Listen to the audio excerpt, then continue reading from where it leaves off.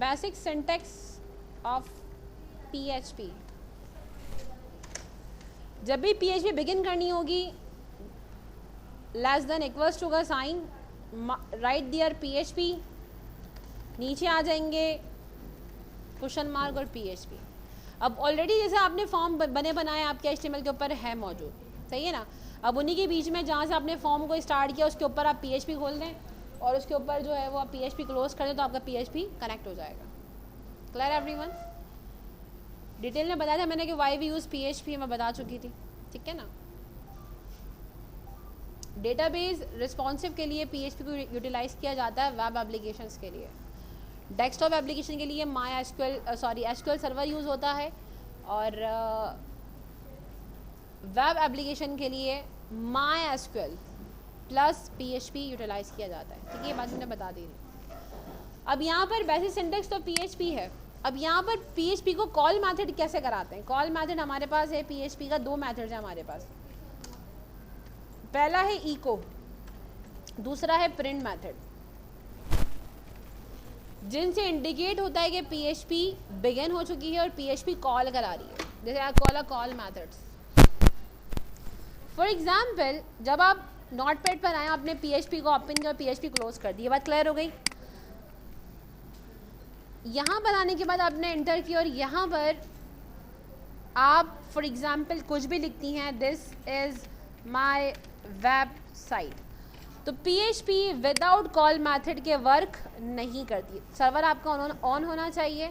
Server को मैं on कर देती हूँ। मैंने बताया था सर्वर किस लिए यूज़ करते हैं डिटेल में, वीडियो आई थिंक है इसकी, शायद अगर हमने सेव की है तो होगी। ये सर्वर आपका ग्रीन होगा तो ही मेरा पेज सर्च होगा। सिंटेक्स इसने एरर दे दिया, कह रहा है कि अनएक्सपेक्टेड है। भाई रीज़न क्या है कि आपने जो कुछ लिखा है वो इसके लिए रन कराना अनएक्सपेक्टेड है। ऐसा कोई भी मेथड प्रोसीजर इसके पीएचपी के अंदर सिक्योर नहीं है। बात समझ में आई? तो बगैर जिस तरह से हम लोगों ने एचटीएमएल में काम किया, अगर मैं इस वक्त एचटीएमएल खोल दूं और एचटीएमएल को इसी वक्त बंद कर दूं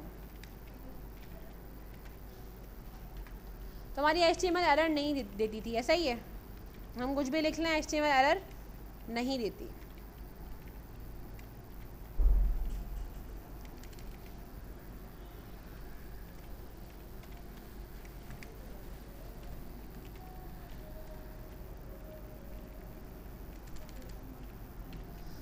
फॉर एग्जाम्पल, अगर सिंपल आपने बॉडी पे कॉल कर दिया, दिस इज माई वेबसाइट, सही है बस। तो चेक करते हैं कि क्या एचटीएमएल इसके ऊपर काम करेगा या नहीं करेगा। Same like that, unexpected. वजह जी, कोई वजह बताएगा? हैं? मैं तो एचटीएमएल के ऊपर काम कर रही हूँ, मैं तो पीएचपी पे काम कर ही नहीं रही। जी, anyone have an answer to give? क्यों कॉल नहीं करा? सिंटेक्स एरर क्यों दे रहा है ये? जी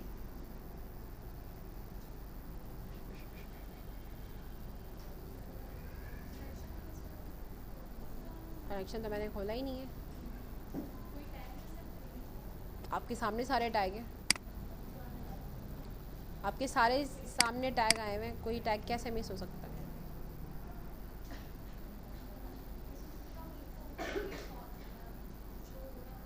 ये तो पूछ रही हूँ, चेक करें क्या इशू है इसमें।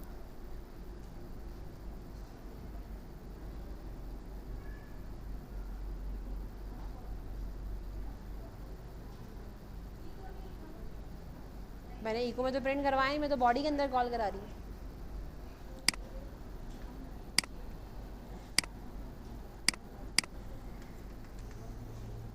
जी क्या बना?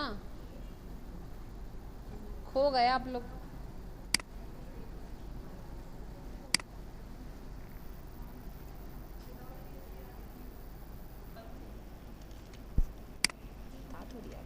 दोबारा बता रही हूँ, स्ट्रिंग्स टेक्स्ट के लिए यूज़ होता है जिसमें अल्फ़ाबेट, वर्ड्स और लेटर्स होंगे। इंटीजर न्यूमेरिक वैल्यूज के लिए, और फ्लूट वो वैल्यू जो डेसिमल वैल्यू 0.555 आ गया, ठीक है, 89.5 आ गया, इस तरह की वैल्यू फ्लूट में रिकॉर्ड की जाती है। सही है जी। मोस्टली ये तीन वेरिएबल्स, ये क्या कहलाते हैं, they are called a variables. ये वेरिएबल्स होते हैं, मोस्ट फेमस वेरिएबल्स जो हर लैंग्वेज में, चाहे PHP काम कर रही हो, चाहे आप ASP.NET पर आते हैं, चाहे आप C पे काम करें, चाहे आप C# पे काम कर रही हैं, तो वहाँ पर ये यही चीज़ें याद रखिएगा कि स्ट्रिंग की बात हो रही है तो वहाँ पर एक और चीज़ होती है, they are called a varchar। वहाँ पर जब आएंगे तो तब सेमेस्टर 2 में जब आएंगे तो वहाँ पर varchar वगैरह पढ़ेंगे। सही है जी, आगे बढ़ते हैं। इतनी बात क्लियर हो गई यहाँ तक, चलें आगे। वेरिएबल जब भी कॉल होगा, याद रखिएगा, जब भी कॉल करेंगे वेरिएबल को डॉलर के साइन के साथ, जैसा कि मैंने कहा वैल्यू 1,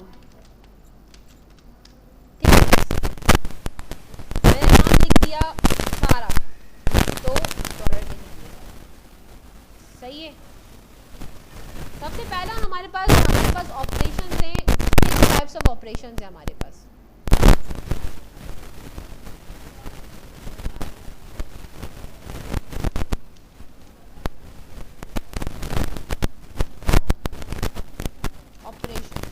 सबसे पहला ऑपरेशन गर्ल्स हमारा आता है वैल्यू असाइनिंग मेथड, या वैल्यू असाइनिंग ऑपरेशंस कहते हैं। दूसरा हमारे पास आता है अर्थमेटिक।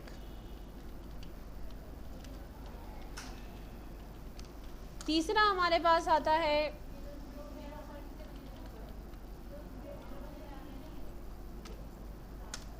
चौथा हमारे पास आता है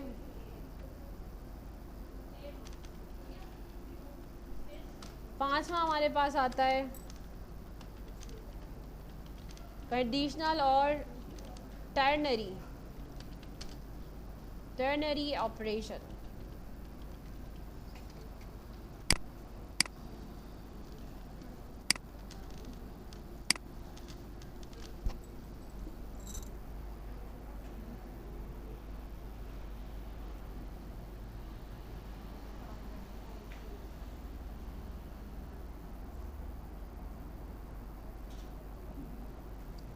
ये सारे हमारे पास 5 तरह के ऑपरेशंस हैं।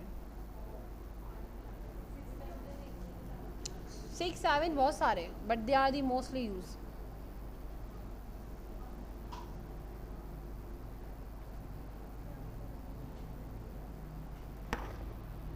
सही है, चलें आगे।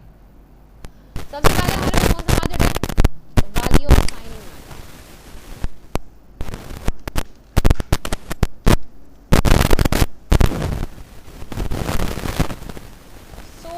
उठाते हैं वैल्यू असाइनिंग मेथड को, कॉपी करके हम यहाँ पर निकालते हैं।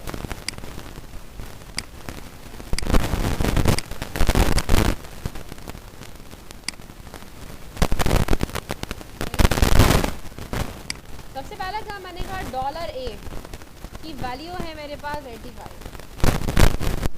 फिर मैंने कहा $B की वैल्यू है मेरे पास 25।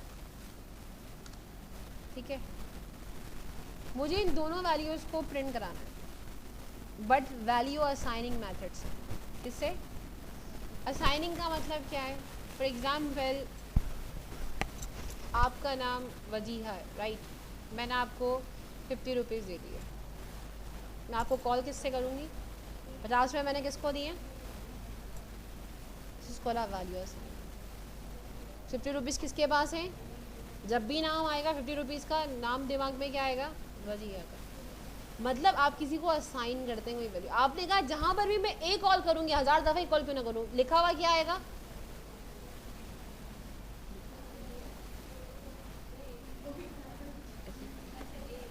$85। जहाँ पर भी B कॉल करूँगी क्या लिखा हुआ आएगा? 25। लेकिन मैंने ये कहा कि अगर मैं A को बराबर कर दूँ B के, अब क्या लिखा हुआ आएगा?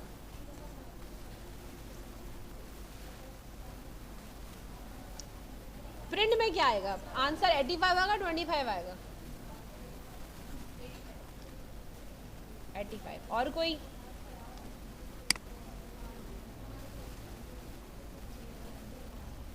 जी नहीं समझ में आया?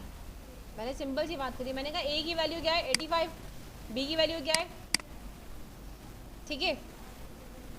लेकिन मैंने कहा कि मैंने ए को बराबर कर दिया बी के, तो अगर इस वक्त मैं ए को कॉल करती हूँ तो मेरे पास कौन सी वैल्यू प्रिंट होगी? चेक कर लेते हैं। 85 होगी, सही है। चले, क्या आया? क्यों?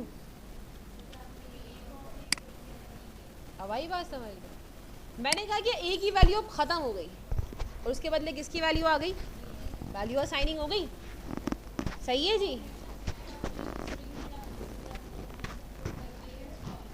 सब अगर इस वक्त मैं यहाँ पर कुछ भी लिख दूँ, लेकिन याद रखिएगा अभी एक सवाल आता है कि मैंने ए क्यों लिखा, मैं डायरेक्ट मैंने नंबर क्यों नहीं लिखा, 85 क्यों नहीं लिख सकती मैं, डायरेक्ट मैंने 25 क्यों नहीं लिख सकती मैं, ठीक है। अब सुने मेरी बात। सो नाउ मूव ऑन, क्या बात कर रहे थे हम लोग? Okay, now you can understand what is the value assigning. Okay, यहाँ पर अब हम आते हैं,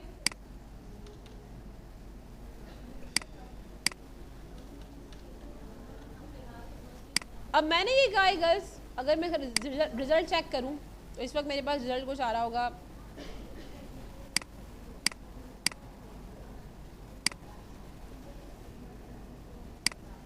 25, सही है। मतलब ये आ रहा है, मैं ये चाहती हूँ कि मैं अब 35 भी लेकर आऊँ थ्रू अ वैल्यू असाइनिंग। ये वैल्यू असाइनिंग के ज़रिए ही आना चाहिए आंसर, ठीक है। तो मैं ऐसा क्या करूँ कि मेरे पास जो वैल्यू है, देखो मैं दोनों को कॉल करा रही हूँ कॉनकैटिनेट के साथ, सही है। बस सेव कराया इसको मैंने और मैंने इसको रन कराया, लेकिन मसला है कि दोनों साइड 25 आ रहा है। तो how can I get a 35?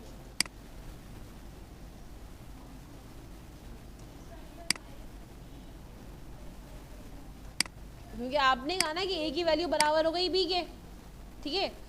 तो जब भी कॉल करेंगे ए को वैल्यू क्या आएगी? सही है। फिर मैंने कहा ऑलरेडी बी 25 हो चुका था, यहाँ पर हो चुका था ना 25।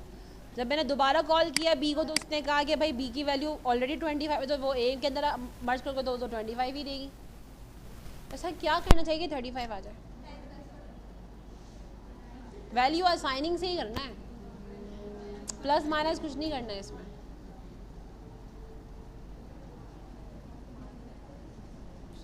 इसको कॉपी करें अपने पास जल्दी से। चीज़ ये भी है कि अगर आप इसकी व्यू सोर्स देखें तो यहाँ पर PHP कहीं पर है ही नहीं, सिर्फ आंसर दे रहा है। इसलिए किसी भी कंपनी का डेटाबेस आप कभी भी कॉपीराइट नहीं कर सकते। हाँ, उसकी कोडिंग के डिज़ाइनिंग तो कर सकते हैं, पर डेवलपमेंट में आप जा ही नहीं सकते, सही है जी। अब पता है क्या हो रहा है? अब प्रोटोकॉल जो है ना, वेबसाइट्स को ब्राउज़र्स ही दे रहे, कंपनीज ही दे रही है कि आपकी वेबसाइट हैक ना हो सके कहीं पर। खैर आगे चलते हैं, वो तो जाहिर सी बात है। क्या करूं? आपसे देखो, हैकिंग में सबसे आगे इस वक्त जो है वो इंडिया है, सबसे ज़्यादा आगे।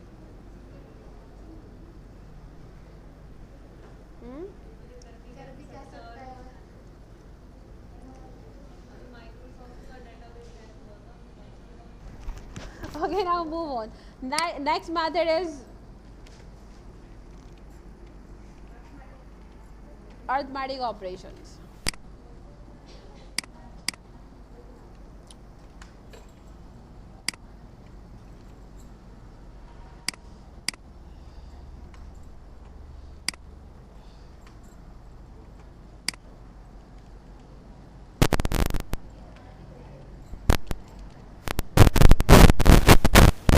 सिर्फ हम लोग सिंपल करें, फिर हम इनको टेक्स्ट बॉक्सेस के अंदर कॉल करेंगे।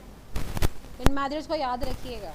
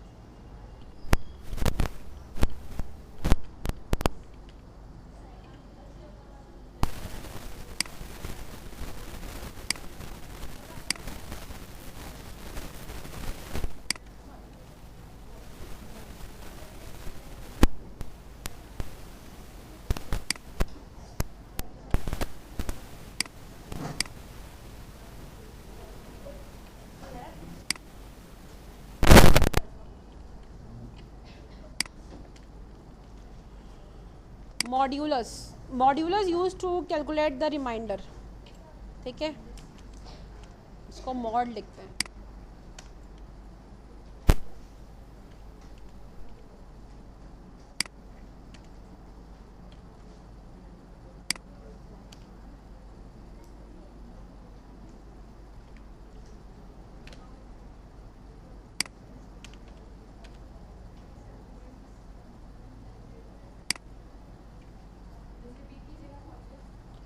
रिमाइंडर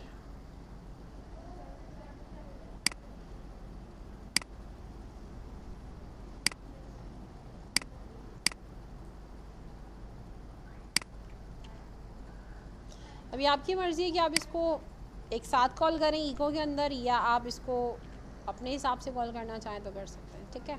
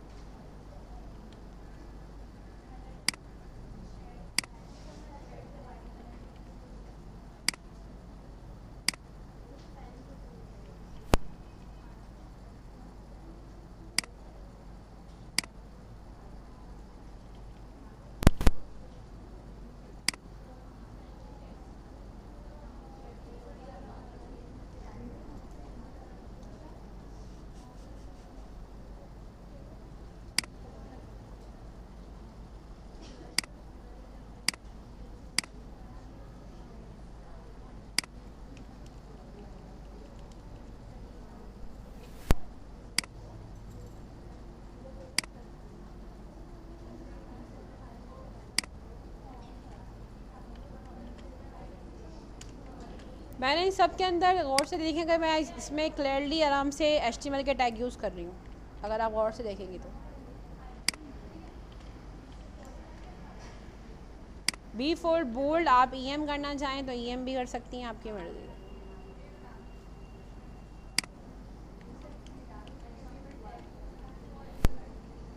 मीन दैट PHP आपके HTML टैग को काम करने में हेल्प आउट करती है, सही है।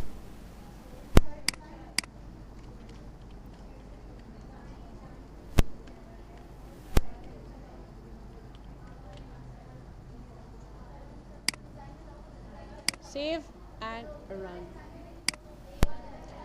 The result of addition is 15.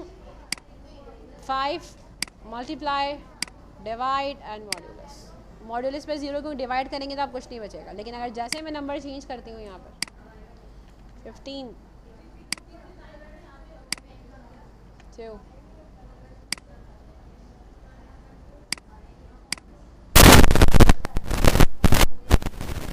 Getting my point. अब ये करना कब होगा, जब हम कोई भी काम या एप्लीकेशन डिज़ाइन करेंगे तो हम यूज़र से डेटा एक्सट्रैक्ट करेंगे, उसके बाद वर्किंग करेंगे, ठीक है।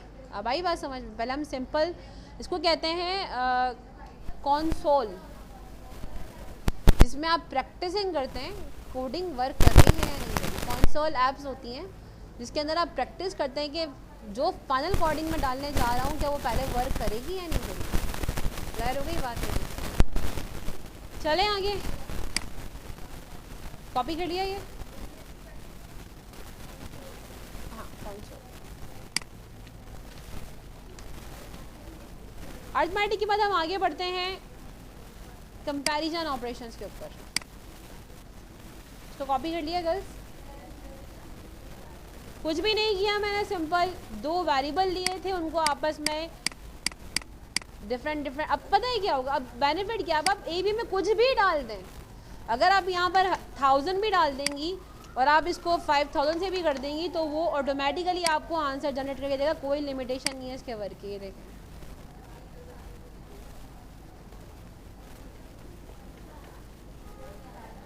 सही है, इजीली मेरे पास वो चीज़ें आंसर कैलकुलेट हो गया जो मुझे रिक्वायर्ड था। मॉड्यूलस का मतलब ये होता है कि जब आप रिमाइंडर फाइंड आउट करते हो तो मॉड्यूलस रिमाइंडर के थ्रू होता है। जो वैल्यू, अगर वैल्यू फॉर एग्जांपल अगर मैं यहाँ पर कर दूँ 4 डिवाइड कर दूँ 2 से, कुछ बचता है, 0 बचता है ना, तो यहाँ पर मॉड्यूलस 0 आ गया। याद रखिएगा जहाँ पर इवन नंबर्स होंगे वहाँ पर मॉड्यूलस नॉर्मली 0 आता है, और जहाँ पर ऑड नंबर इवन से डिवाइड की जाते हैं तो वहाँ पर रिमेनिंग कुछ ना कुछ बचता है। सही है जी। इस वक्त मैंने क्या किया था, इस वक्त मैंने दोनों क्या लिखे थे, इवन नंबर्स, तो वो इजीली हो गया। सही है जी, क्लियर हो गया है यहाँ तक।